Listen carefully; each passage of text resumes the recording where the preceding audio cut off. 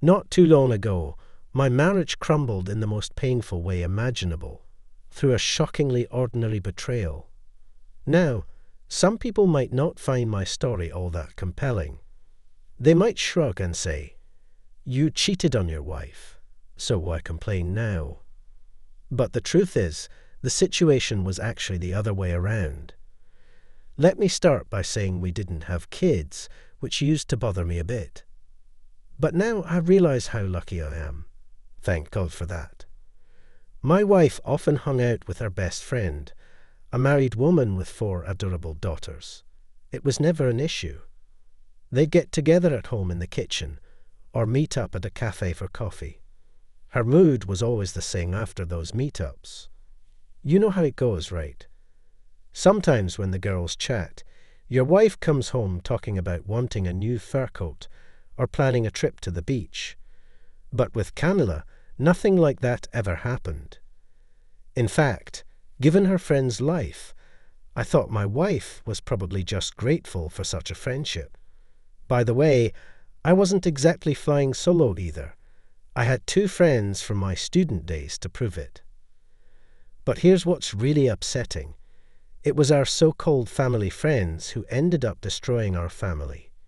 During the holidays, we decided to have a group barbecue. In our city on the coast, there are specially designated barbecue areas. But here's the catch. To really get a good place at the party, you need to show up early, for example, around 8 in the morning or even earlier. Camilla didn't have a full-time job. And to be honest, the work from home she was doing wasn't really a job at all. So we agreed that she would find us a place. To keep her company and make sure she wasn't bored or uncomfortable, my friend Jacob volunteered to help. I had some work to finish that morning. It wasn't the first time we had planned something like this, so I didn't pay much attention to it. The only difference this time, Camilla and I had a fight last night. Who would have thought that because of one stupid quarrel my wife would betray me? The day passed in a way that felt strangely off. Our friends were acting weird, whispering in corners, and Jacob kept sneaking off to the beach for a smoke. After him, as if forgetting about her husband and 4 kids, my wife's ever-present friend tagged along, keeping a close watch on her. Camilla spent most of the day staring at the ground. At first, I thought it was just the aftermath of our argument. Maybe she was just mad and didn't feel like talking to me. But even after the trip, the weirdness didn't go away. The group chat went silent, and my wife's behavior shifted.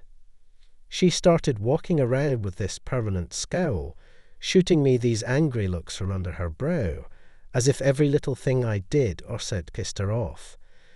Our friends vanished too. Jacob stopped showing up, and the second friend kept making excuses about being busy with work. But the worst part, my wife's friend basically moved in with us. It got to a point where I had to drop a not-so-subtle hint that her husband was waiting for her at home, and that she should probably go gather her kids and get dinner started. She shot a look at Camilla, then hurried out the door, dragging her kids behind her. And then she did it. She whispered goodbye to Camilla and gave me a cold, almost hostile look. What? My question was more ostentatious than sincere curiosity, but the answer that followed caught me off guard. Divorce. Just one word. Then I heard the sound of the door lock closing.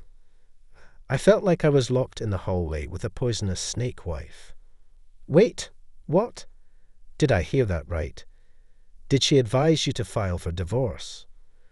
My wife replied that this was not what I understood. Carla walked slowly into the bedroom, leaving me standing in the hallway, confused, trying to make sense of something that hadn't even been said out loud. My apartment, her parents' miles away across the country. She had nowhere to go, unless it was to another man, I guess. Trying to piece together all these strange facts, I rushed after her. But when I reached the door, it was locked from the inside. Open it. I banged my fist against the wood. It hurt, but there was nothing but silence in response. About 10 minutes passed, and I eventually sank to the floor, my head in my hands, trying to figure out what the hell was going on. It happened so fast, I hadn't even had time to process why. Then I heard her voice from the bedroom. She probably thought I'd left and was on the phone. All I could make out were a few fragments of sentences. It was too quiet, so I pressed my ear to the door. "So we won't see each other again." I heard her sob. Yes, exactly. And that was it. She was done. It was like the whole world flipped upside down, and I was about to make another stupid decision. There was a soft whimper. She was crying.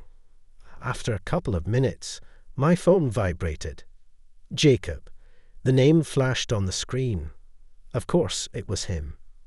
As always, calling at the worst possible time. I had to decline the call.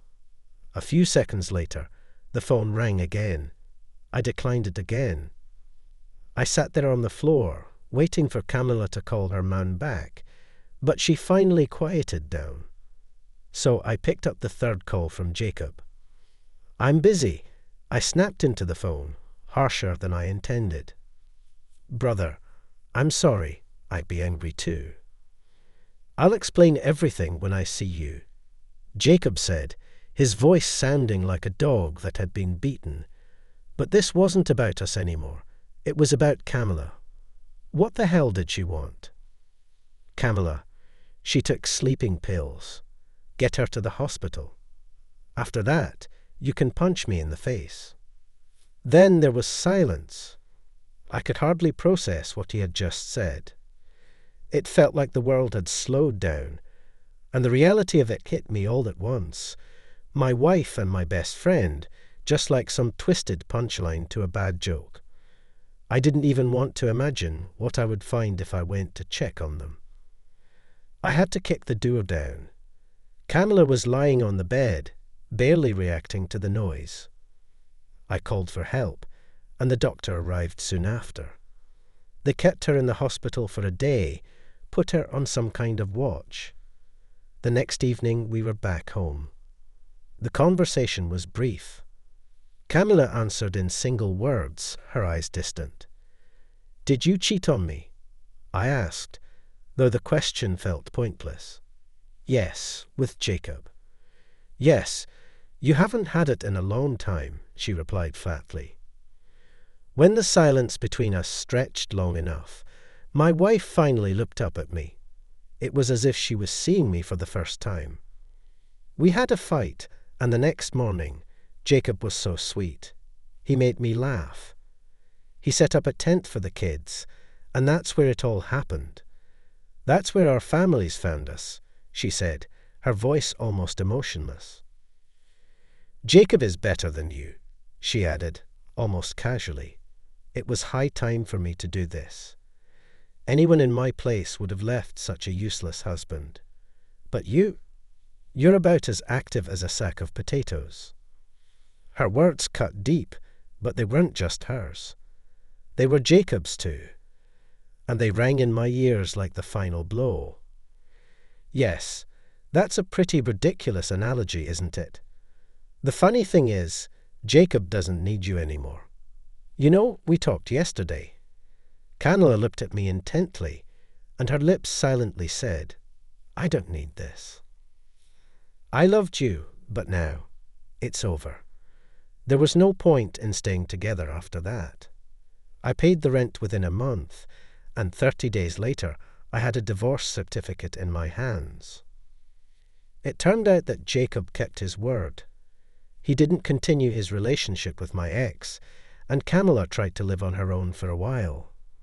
But she ended up with her parents, and that was the last I heard of her. Not a word from her husband's relatives, no calls, no messages. The only thing I heard was a call from an unknown number. A drunken female voice hurled curses at me, claiming that I had ruined Camilla's life.